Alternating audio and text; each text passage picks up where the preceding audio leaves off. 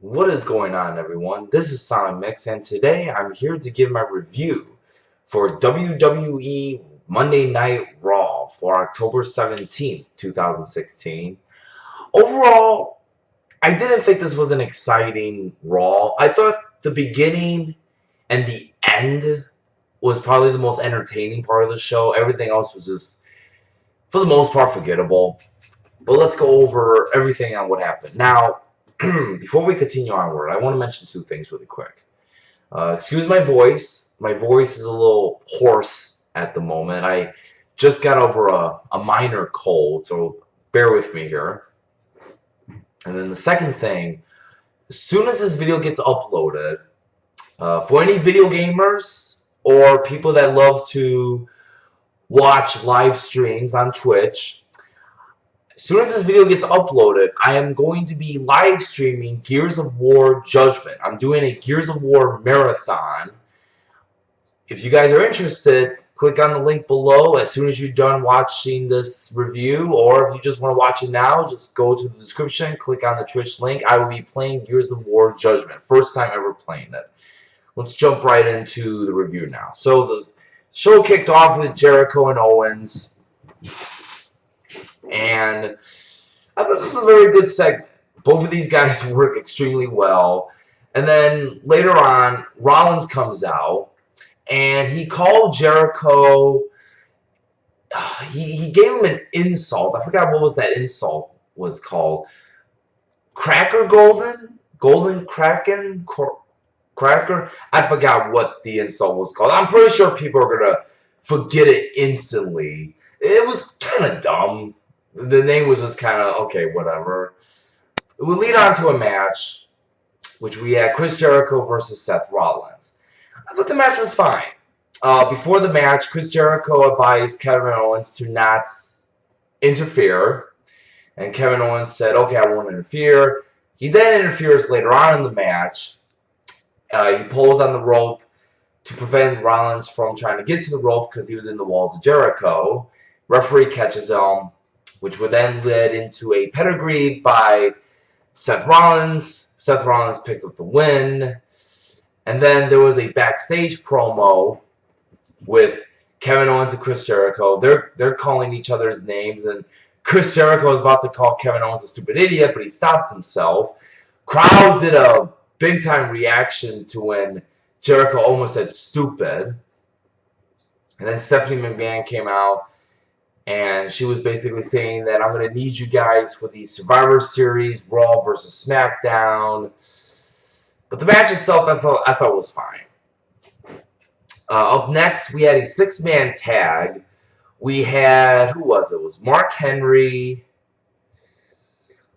Oh my god, I forgot who the other two were. Who were the other two? Oh my god, I actually forgot. It was Mark Henry and two other guys. I know they're gonna come to mind sooner than later, against Titus O'Neil and the Shiny Stars. A very forgettable match. There was really nothing exciting about this match, other than the fact that Mark Henry just put the World's Strongest Slam, and Mark Henry comes with the win. Oh my god, I can't think now. I can't think. Who was it now? Hold on a second. I want to... Oh my god, I seriously don't remember who the other two were now. Oh my god, this is embarrassing. Hang on a second, people. I'm trying to figure out... That's right. Mark Henry and the Golden Truth. That's why I can't even remember. That's why it was forgettable, because there was nothing special about this damn match. It was Mark Henry and the Golden Truth versus the primetime players. Shining Stars and Titus O'Neil. Very forgettable match. Let's move on. Up next, we had Big E versus Sheamus. I thought the match was fine. I highly suspected that Big E was going to win.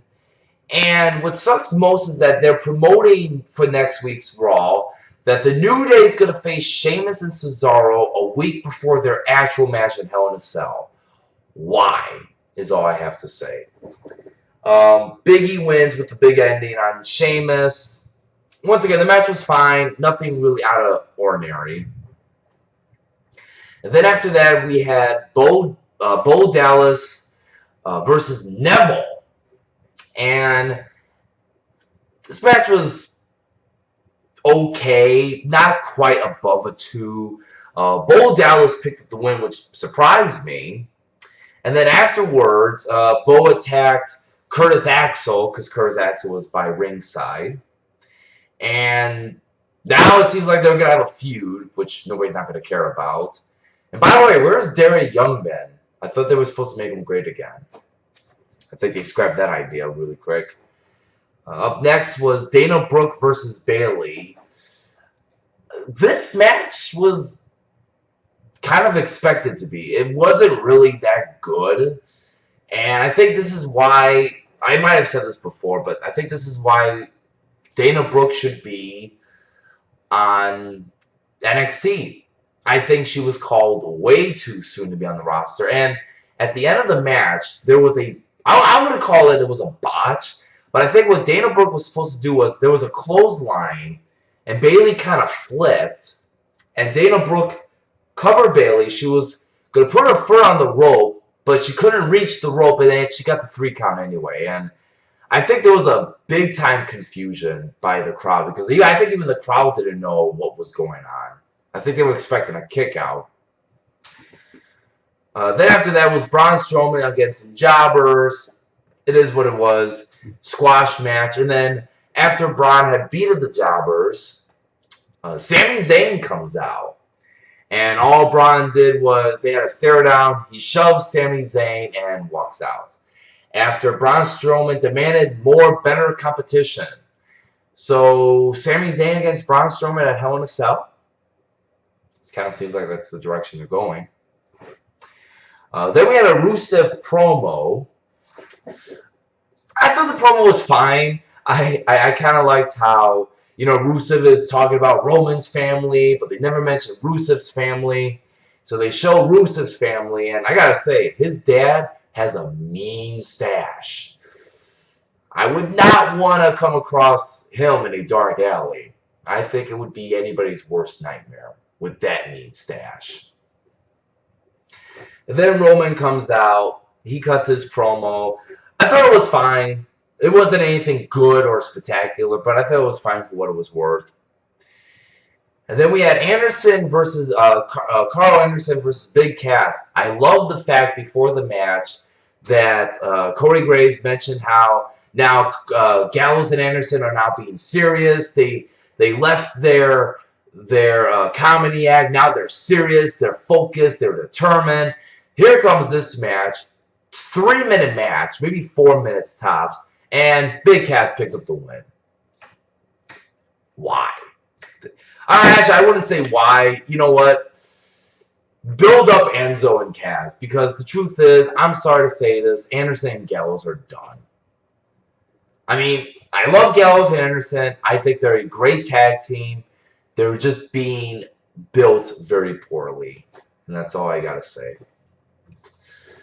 There were actually 2 backstage private interviews. There was a Lita and Charlotte private interview. Then there was a Sasha and Lita one.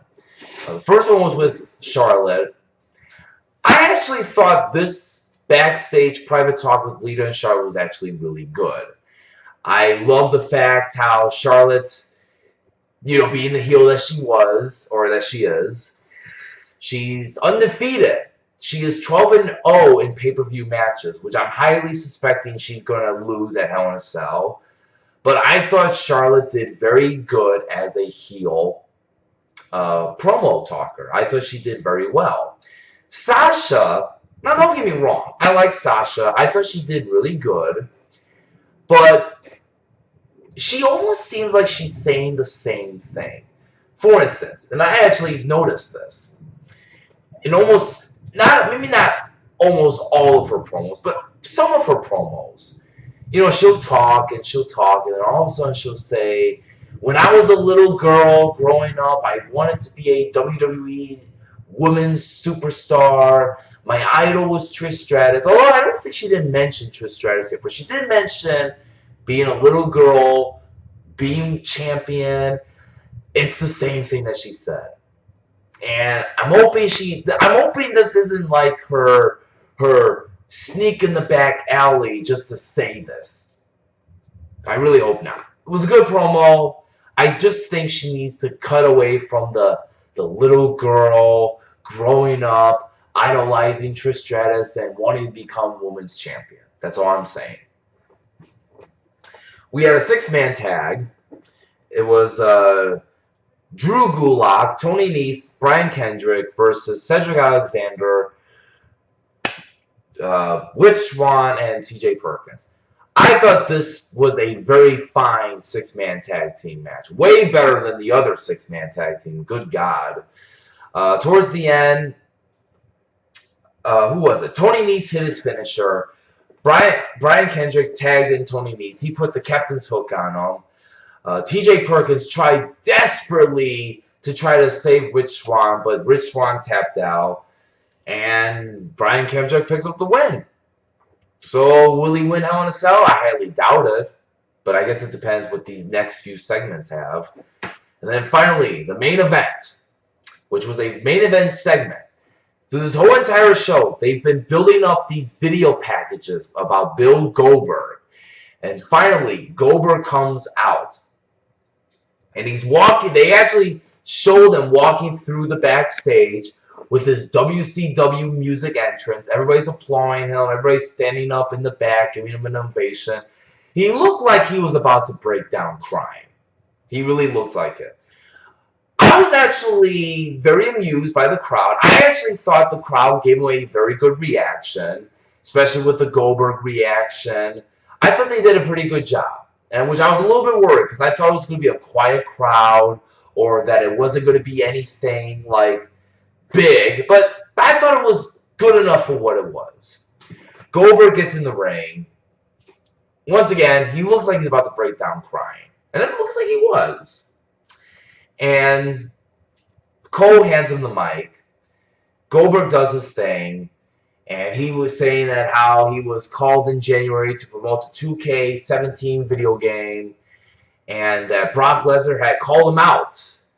And at the end of this segment, Goldberg had mentioned that this is the first time that his son, which his son was in the crowd, get to witness his father being in a WWE ring. So I gotta say, that was a really cool moment. Very cool moment.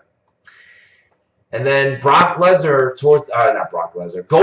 at the end of his segment, then said, Brock Lesnar, you're next, and you're last. So this definitely seems like this is going to be Goldberg's last match. Which, if he's saying you're last, I think that's a clear cut that this is going to be Goldberg's last match.